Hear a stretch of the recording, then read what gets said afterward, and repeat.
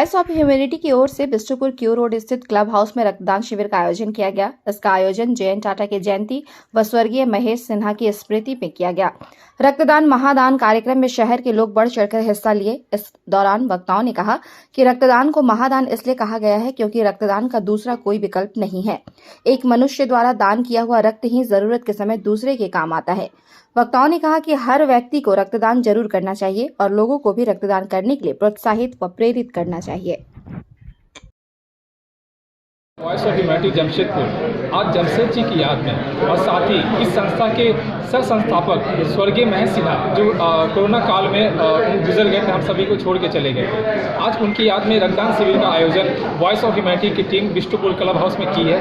साथ ही आज यहाँ पे हमारा जो कार्यक्रम था, जो जमशेदपुर को साफ सफाई जो रखते हैं, उन महिला कर्मचारियों से इस कार्यक्रम का उद्घाटन किया गया ताकि उन्हें सम्मान मिले जो हमारे शहर को साफ सुथरा रखते हैं। ये हमारा छोटा सा प्रयास समाज को एक अच्छा मैसेज देने का और रक्तदान के वजह से कोई भी मरीज उनको कमी ना हो, इसके लिए हम लोग आज यहाँ पे मौजूद हैं।